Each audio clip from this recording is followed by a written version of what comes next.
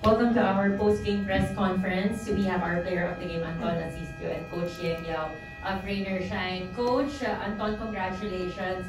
Going to this game, Coach, yung emphasis mo is to be able to compete. Actually, even the recent games nyo, yun talaga. Ano masasabi mo, Coach, the way your players competed, and even in the third quarter na nababa sa isa yung lamang, they refused to lose, and now you're able to put yourselves in the best possible scenario going to the next round? Yeah, it's probably our, not probably, it's our biggest game. It's our biggest win this conference. Appropriately, pang pitong panalo namin ngayon. Hinahabol talaga namin makapitong panalo kami. Pero it took us all the way to our last game to get our 7th win. It also avoided a playoff for us. Pag natalo kami dito, may playoff pa kami kalaban namin ng Magnolia.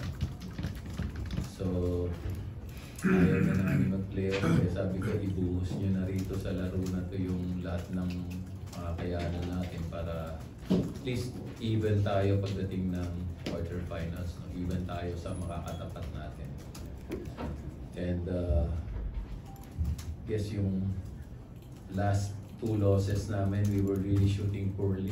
Sama ng shooting namin. Pero ngayon, ano kami, more than 50% sa 3 points. Eh.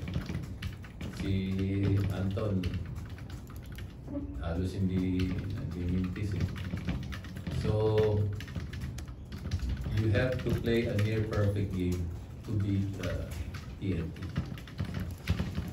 So, halos bumigay na kami at a certain point. We lost our 13-point lead, I think. Lumamang kaya sila ng 1 point. Mabuti nakabalik kami.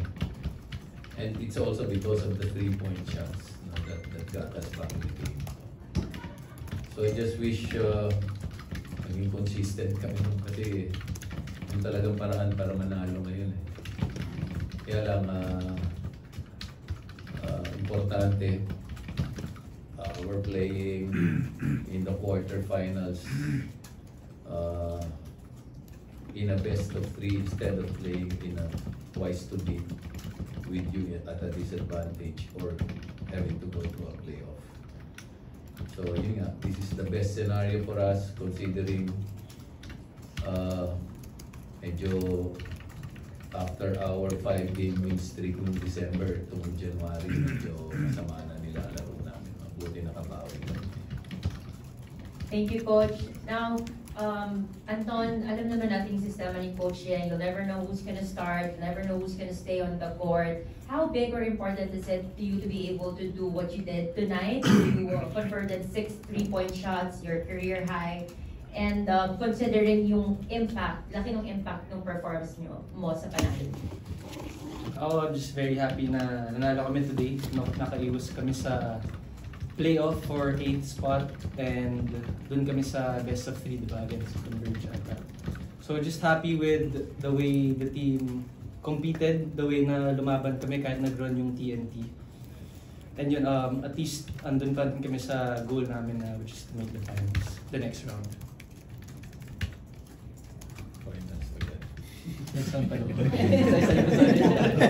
We're not ready to entertain questions from the media. Coach, congratulations on this win. You get in number 16 and you play you Converge in the best of 3 series. Converge obviously nilalaro nila. What's your thoughts on that intriguing matchup? Laki ng nilakas ng Converge. Magandang addition sa kanila si Balti, magandang addition sa kanila si Heading. Tapos yung import nila, terno doon sa nilalaro nila. So, I think Converge could have easily made first or second also. No? Kung hindi lang doon sa breaks, kontik na nilang nahabol yung San Miguel na tayo. So, ibig sabihin, kaya nila mag 1 and 2 pero nasa number 3 sila ngayon. Parang ang kalaban namin 1 and 2 rin. No? Kaya lang, at least best of 3. Hindi kami argabyado. No? Pero I think we have until Wednesday to find a way to beat Converge. Nung last game namin against them, tinambakan nila kami. So psychologically, I think they have an advantage over us. But we'll try to find a way to overcome that advantage. At pagdating naman ng quarterfinals, 0-0 na lahat eh. Sabihin, you can throw your previous record and whatever you've achieved outside of the window, and everybody starts on an even slate. No? So, yun nga, we just achieved our objective, and importante lang, buhay pa kami sa ngayon.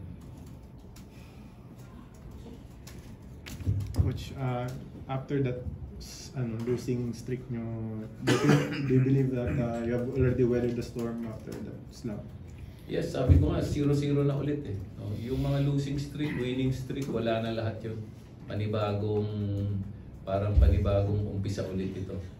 So, ang problema lang namin ngayon, magpo-focus lang kami. Problema lang namin, paano namin tatalunin ng 2 beses yung Converge. Yung mga losing streak, winning streak, hindi mo na dapat isipin yan. Anton, good evening. Against Converge, probably you will be match up against kina Alex Tactong, kina Dishon Winston. Ano lang ang mindset mo going to that series? Sa akin lang just to be tough. Yun nga, mas malaki sila na guardia. And si Coach Sheng, talagang china-challenge niya kami kasi past few games, pinapost na talaga yung mga point guards eh.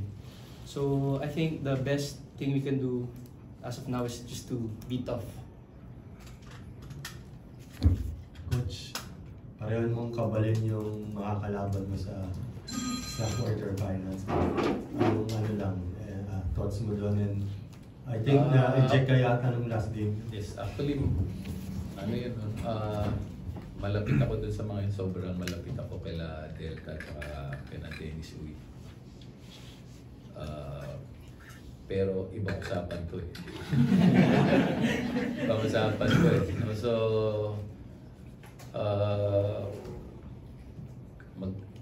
parang pamilya sila. Parang pamilya. Pero pagdating sa ganito, siyempre mauuna muna yung interest ng Raymond Sheng. Laban-laban talaga to. Thank you. And that concludes our post-game press conference. Congratulations, Coach and Anton. Good evening, everyone. Thank you.